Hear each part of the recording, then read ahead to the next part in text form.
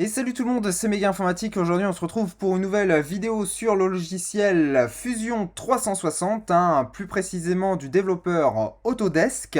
Alors, peu importe l'environnement dans lequel vous vous trouvez, même si moi je suis sous macOS, ça fonctionnera également sur Windows et je pense également à Linux, s'il est disponible. Je ne sais pas à vérifier, puisque c'est une application. Voilà, donc à partir du moment où vous installez l'application, c'est compatible.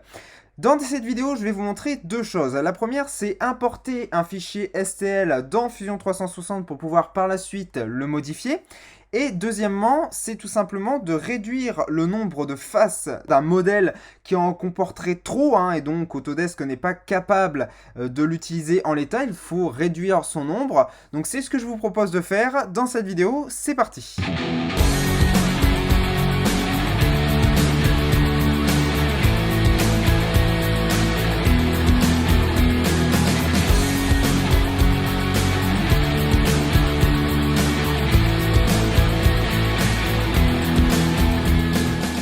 Bien, la première chose à faire est bien évidemment de vous montrer comment importer un fichier STL dans Fusion 360. En l'état, il n'est pas possible de le glisser, il faut réaliser un certain nombre d'opérations, donc c'est ce qu'on va faire.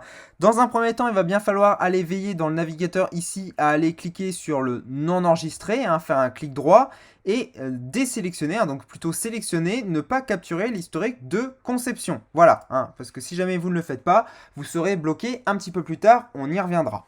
Une fois que c'est fait, on va pouvoir cliquer sur insérer et on va sélectionner l'option insérer le maillage. Donc c'est marqué ici, c'est pour insérer des fichiers hop là, OBJ ou STL.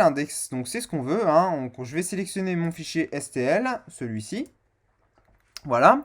Une fois que c'est fait, on va l'orienter un petit peu comme on veut. Ça n'a pas grande importance puisqu'on pourra le faire un petit peu plus tard. Et on va cliquer sur OK. Voilà. À partir de là, on a le modèle, mais on ne peut pas encore l'utiliser dans Fusion 360. Et ça, vous le voyez grâce à sa couleur rose. Donc pour pouvoir effectuer des modifications dessus, il va falloir le convertir. Donc on va le sélectionner et on va faire à nouveau un clic droit. On va aller sur l'option maillage vers birep. Donc cette option n'est pas disponible si jamais vous avez laissé l'historique actif. Voilà, donc si vous ne l'avez pas, vérifiez que vous avez bien désactivé l'historique. Donc je vais cliquer sur dessus, tout simplement. Il va me demander le corps de maillage, donc il est déjà sélectionné. Quelle opération je veux faire, soit un nouveau corps, soit un nouveau composant. Donc je vais garder nouveau corps et je vais cliquer sur OK. Voilà.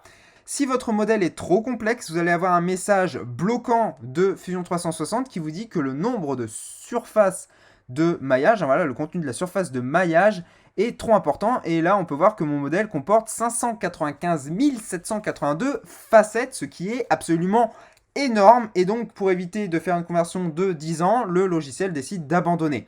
Alors, à partir de là, il y a un moyen de contourner cette erreur. Donc, je vais vous le montrer tout de suite. Donc, je vais cliquer sur OK. Voilà, donc pour ceux où la conversion aura réussi, il vous suffira juste de réactiver l'historique, n'oubliez pas, mais moi je vais laisser désactiver parce que je vais encore en avoir besoin un petit peu plus tard. Voilà, donc en fait la solution, vous l'aurez compris, c'est ce que vous dit Fusion 360, il faut réduire le nombre de faces.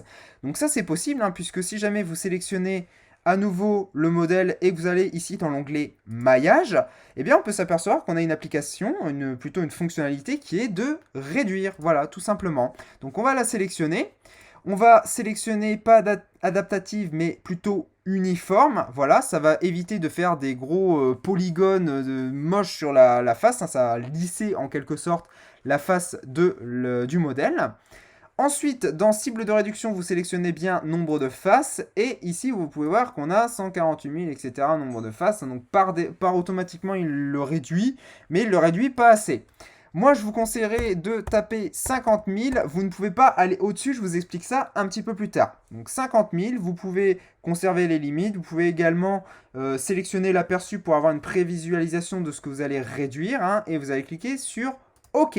Voilà, donc ça a réduit le nombre de faces, donc on pouvait le voir, on a perdu des détails. En revanche, on a toujours gardé, les courbes sont toujours gardées plutôt lisses, enfin ça ne tranche pas, c'est plus souple, tout simplement. Voilà, donc c'est le but en fait de l'adaptative. Et donc à partir de là, vous avez donc réduit le nombre de faces. Donc on va pouvoir à nouveau cette fois-ci donc se rendre dans corps. Donc on va retourner ici dans l'onglet solide pour pouvoir le sélectionner en un seul clic. Et on va faire à nouveau un clic droit et maillage vers birep.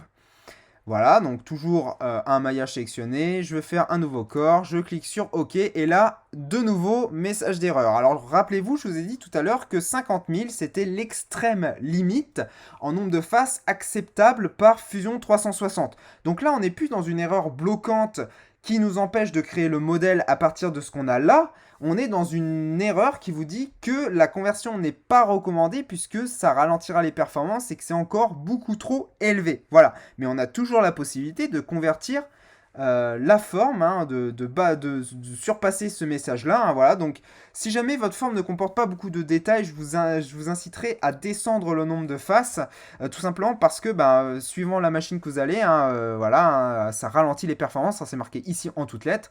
Donc si jamais vous n'avez pas besoin d'autant de détails, eh bien réduisez encore jusqu'à temps que ça commence à attaquer les détails de votre pièce, sachant que vous avez toujours l'option aperçue pour vous en rendre compte avant de lancer la procédure. Voilà. Donc moi je vais cliquer sur OK. Voilà, et ça c'est le résultat que vous devriez avoir avant ou après avoir suivi la procédure de réduction de face, puisque la pièce gris comme ça, vous l'aurez reconnu, c'est tout simplement une pièce qui est cette fois-ci interprétable par Fusion 360 et à laquelle vous pouvez effectuer des modifications physiquement dessus. Donc une fois que vous êtes dans cet état-là, peu importe dans quelle partie du tuto vous êtes, veillez à bien réactiver l'historique de conception. Voilà. Alors sachez cependant que l'historique de conception ne concernera que ce qui va se passer après l'importation de la pièce. Vous voyez que ici on est sur une forme avec un petit plus, voilà, on est sur une forme qui est compactée, sur un historique groupé. Voilà, tout ce que vous allez faire après va être mémorisé dans l'historique, tout simplement. Mais tout ce qui a été fait avant, considérez que c'est perdu. Donc c'est tout pour cette vidéo. Comme d'habitude, je vous invite à la partager un maximum sur les réseaux sociaux Facebook et Twitter. C'est le meilleur moyen de m'aider si mon travail vous plaît. N'hésitez pas également à lâcher un petit j'aime, un petit pouce bleu, ça fait toujours plaisir. Et vous abonner à la chaîne. Donc pour les anciens abonnés et les futurs abonnés, si ce n'est pas déjà fait, je vous invite à cliquer sur la cloche qui se trouve à droite du bouton s'abonner, ce qui vous permettra de recevoir des nouvelles notifications à chaque fois que je sortirai une nouvelle vidéo. Voilà.